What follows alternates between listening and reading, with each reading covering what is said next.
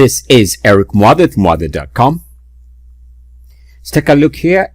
We're going to be taking a look at 3 stocks, one of them with a unique example. And what I'm going to be talking about is what I tend to discuss a lot, and it is to determine what makes an instrument powerful. Now, I know you've seen this number from me. It's my own research number, but I want to attack this from a slightly different vantage point today. Now, all of this data is going to be from 1990 to the current data here, early December 2020. Now, we're talking about a long period of time. And let's go. 3, 2, 1. All right. We can see here, if you take where the stock was trading, let's say 20 years ago, so in 2000, let's just call it somewhere here, beginning of 2000, let's call it somewhere there. Notice that the stock's been trading for the most part in this range for 20 years. Now, we're not talking about 20 minutes or 2 years or 3 years. We're talking about 20 years. Stocks go nowhere, okay? But there's a way to tell. Take a look at these rejections. Every time it tried to move over the last 20 years, it was rejected when it came close to 69.1. Now, that right there is a key.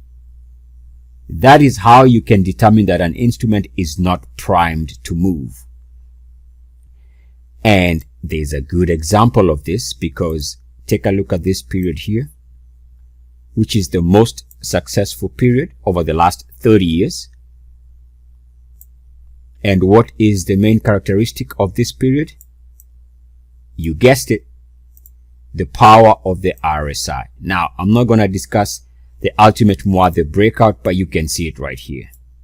This video, I want to take a look at the RSI 69.1 again, so we can see when the stock was powerful, desirable, was in a good mood, the RSI jumped above 69.1 on the monthly. And over the last 20 years, net, the stock has not been able to move above RSI 69.1.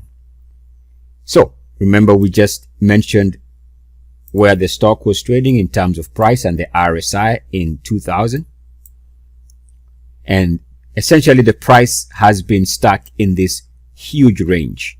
In other words, it really hasn't gone anywhere for the most part. Now compare this, and I know I'm cherry picking, but just compare it visually to Apple. If you take where Apple was trading in 2000, take a look at where it was. Right? You can't even see there. But you'll notice over the last 20 years, this instrument has had multiple re-entries back above 69.1. This is how you know you have a powerful instrument. So again, if you seek to empower, and who doesn't? We are all seeking to empower great results in the market. Understand the power of this. Now, I should mention here that the textbooks are going to tell you that an instrument which is trading above RSI, let's call it 70, is, with air quotes, overbought. I don't even know what that means. But I'm here to tell you that is not correct. It is self-evident that an instrument gains momentum when it moves above 69.1. Don't believe me? Just look at a few powerful charts. Let's take a look at one more. Again, one of the best stocks for the last 20 years. So it's not fair in a sense, but we can see here is where it was. Amazon was trading in, whoop, not there. But in 2000, it was trading right there. And over the last 20 years, take a look at how many times this instrument has managed to stay above RSI 69.1.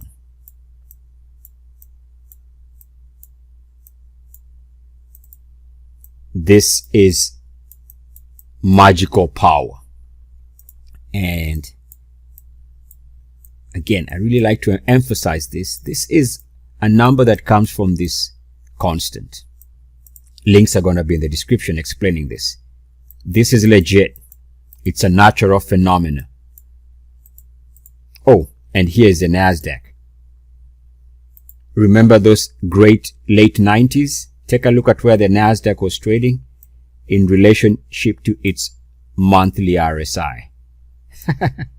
So, the famous late 90s when everything was, not everything, but tech-related names, internet-related names were on fire. The RSI for the NASDAQ for almost 5 years. Take a look at it. This is self-evident, guys. And we can see that over the last, let's call it 10 years or so, NASDAQ's really come back to life, right? And this is because the RSI managed to move above that number. And even right now, it is trading above 69.1 as it records, guess what? All-time highs. Now, of course, at some point, this is going to end. But for now, ride it. And let's take a look at one more. And this is the leadership sector in the market over the last couple of months. And it is solar stocks. In fact, let me just zoom in.